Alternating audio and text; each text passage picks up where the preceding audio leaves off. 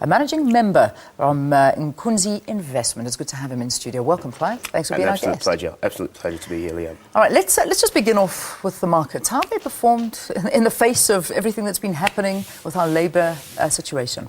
I mean, I don't know where you want me to start, because I think markets are really independent of what happens politically. Personally, that's what I feel. Because if you look at the South African JSE, for example, these 2 weeks, we hit two peak levels in this week alone. So that means, in spite of the labour concerns and the strike season taking on and negotiations not going necessarily well, we still see very much a positive JSE performance, and that's really strange. But if you look at other countries as well, you look at Egypt, for example, when they had their protests as well taking place over there, we saw them also the stock exchange doing relatively well. Where's the performance coming from? So you'll find that actual fact in South Africa. What we've got a number of companies that are actually not just glued in South African context, so they're very geographically well poised to take advantage of the economic structures within the African continent and our other global trends as well. Yeah.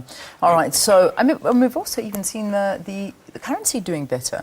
That's some light relief for us, I suppose. It is very much a relief for us. I think last time I saw the rand is sitting at about R9.90, which is very good. It's positive, but it's also negative for other people. You know what I mean? So the sectors are not the same. You know what I mean? So, but the most important thing that I think we have to concentrate on is the fact that we must concentrate on our GDP numbers becoming more and more positive. We saw the retailers bring out their results sometime during the week, and those were very positive, and that's a nice thing for us to consider. And as well, we must also remember that we're looking at the GDP numbers that needs to be revised. We've not been doing necessarily well in terms of growth, especially in the African context, since we are actually the gateway to the African economy. So we have to actually start looking at the fundamental factors of our economy and where we need to get it right. And unfortunately, the mining season is not necessarily the strike season it's not necessarily doing well for us in that area.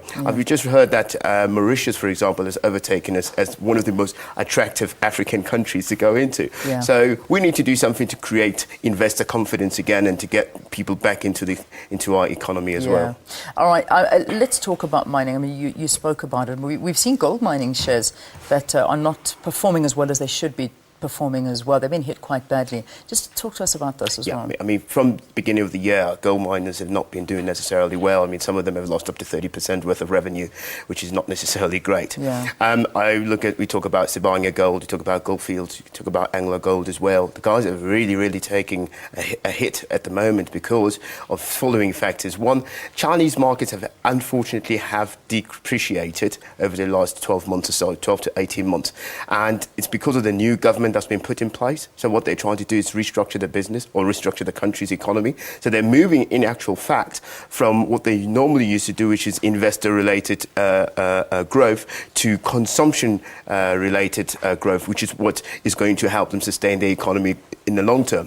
But what's that doing is it's actually had a hit on the emerging markets. So that story of the emerging markets that we were all so excited about, that's all gone out the window now, because now the mother of all economies, the United States, is actually coming back hard and strong to make sure that they claim their glory back. And so are the Europeans as well. In actual fact, we were talking about Spain not so long ago, which shows certain positivity in that as well. So that means that we're not necessarily saying that emerging markets are over and out.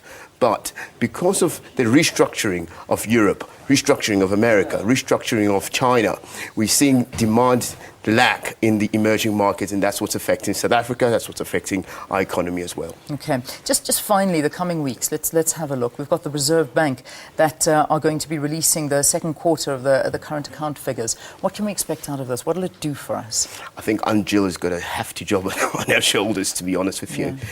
These numbers, just to explain to the viewers so that they understand, when we talk about current account deficit and what we are actually referring to, we're talking about numbers of exports and imports, and where at the moment we have a situation where South Africa has actually got more debt than in their budget. So what that tends to do is create a lot of pressure on the economy.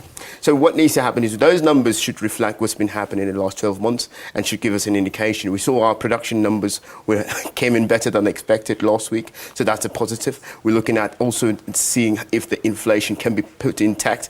It has gone over the government's regulatory number, which is 3 to 6%. So it's gone over that because it's sitting at the moment at about 6.3%. So any decisions that is being made right now, it needs to focus on 3 areas. And there needs to be insight as to how they're going to restructure the economy so that it shows positive growth. The second thing is they need to have perspective. How do you tackle mining issues like that? And the last one, obviously, is to have objective. What are the core principles that need to turn the economic structure in South Africa around so that we can become an attractive nation again? Excellent. Clive, thank you so much for talking to us. Clive Ramathipela is...